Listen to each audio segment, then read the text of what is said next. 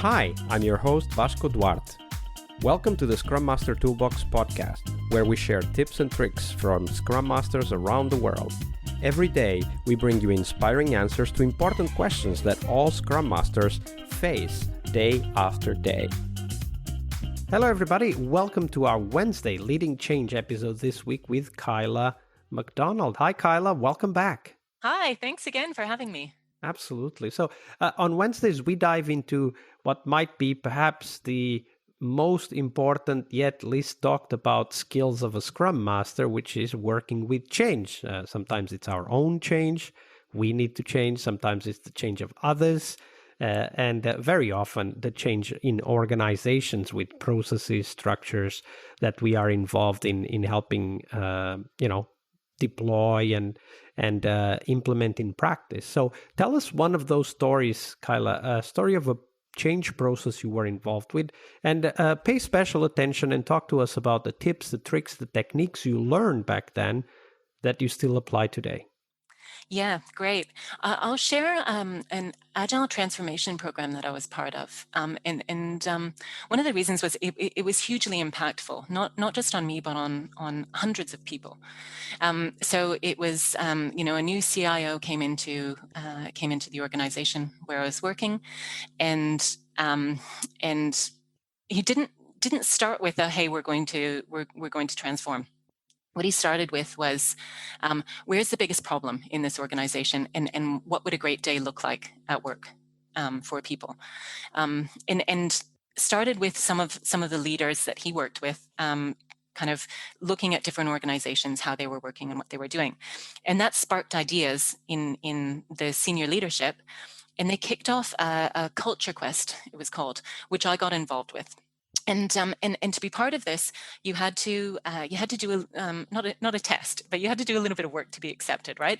And that was kind of to make sure that people were really keen. And that was sort of watch some YouTube videos and read some articles and do a little quiz at the end of it to make sure that you actually were prepared to invest. What that did was created a team of change champions, and it ended up being a kind of groundswell. It was initiated from the ground up because of that. People were kind of looking outside the organization. What's happening in the rest of the world? What could it be like for us? And then what are the things that we want to see in our organization? Like what would make a great day for us showing up at work? What are the attributes that we need? So a whole lot of people did that, and we ended up having lots of great stories. People were telling amazing stories about what they'd seen, what they'd heard from other organizations, how doing that changed things for them, and it ended up it was contagious. So we ended up, I guess, changing the mindset and the idea of wanting to come into work for hundreds of people.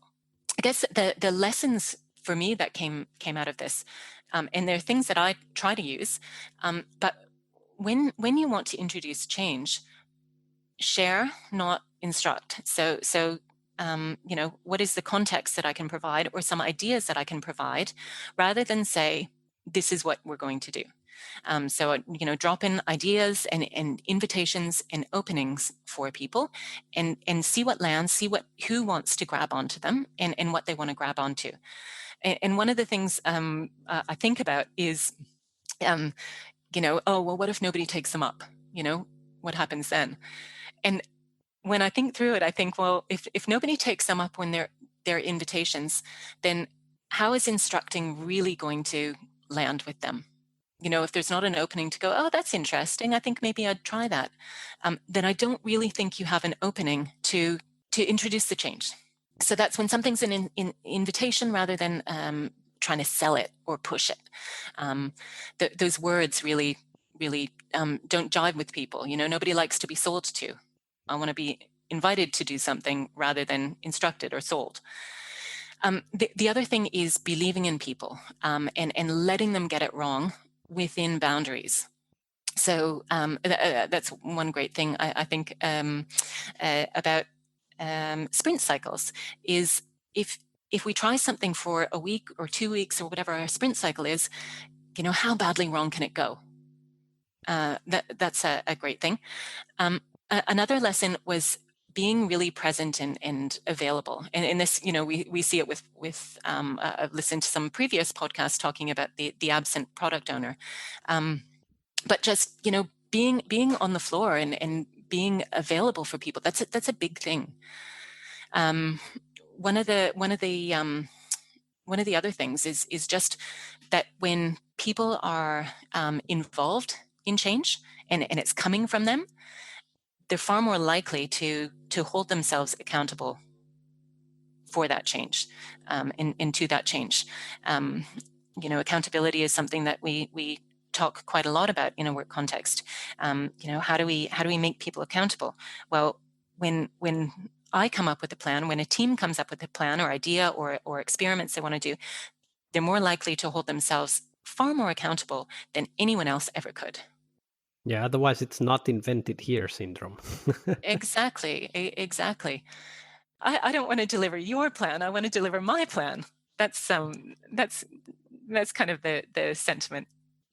Absolutely. I was just thinking as you were describing this that if we believe, as Scrum Masters, if we believe that the teams understand the problems they are facing, even though, and that's probably true in some cases, they don't know why the problems are there. The fact that they get to decide what problems they want to tackle, even if they don't yet know why they are there, is already a great start because now they are invested in doing something. And the same thing happens with change, right? Like change is supposed to be an improvement of some sort. So if we get the people to decide, here's the improvement we would like to see, then they will be involved and even committed to getting that improvement into implementation, into reality. Yep, absolutely. And most probably are going to have better ideas for how to do that than anyone else would. And then the other side of the coin is that if we act as facilitators for that process of finding the next improvement and figuring out what to do about it, then we become a change agent in a way that creates that becomes a catalyst for change, i.e., we are supporting the needed change and we are helping the change grow, rather than if we go in and, I mean, this happens to me with clients all the time. We want you to come in and give us the process. I'm like, if I go in and give you the process, when I leave, you drop it because it's not your process. And I've seen that many times when and in the past I have thought, oh, this is such a win, I've got this thing going, but yeah, as soon as I leave it drops. What's going on? Although I sometimes think that having experienced some kind of process that seems to work, and then you leave and it falls over, it might take a little while, but then people start going, okay, we used to do this thing. What could we do now? So I don't think it's a slow process, but I don't think it's all bad because it gives people an opportunity or some context on which to build their own process. Yeah, absolutely. I mean, that's a learning experience for the people involved, which Yeah. then may trigger their wanting to change the process. And I think that's the key thing here. Like what you said, the CIO came in and asked, where's the biggest problem? What would a great day look like? And that itself gives people the permission to start changing the things that they believe are important to change.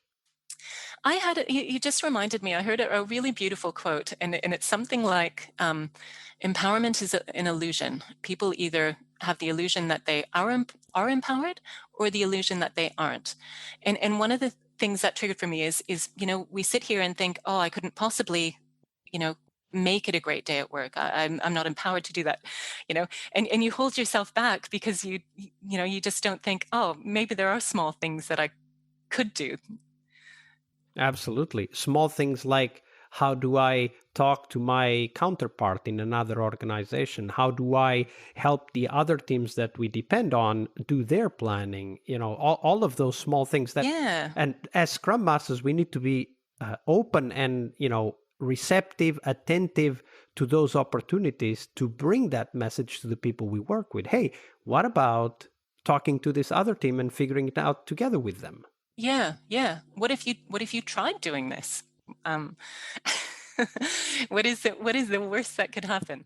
And that's what an invitation sounds like. Yes. That was great. Thank you for sharing that, Kyla. Thank you. Leading change is one of the core skills we must acquire, but it is only one of the steps towards our success as Scrum Masters.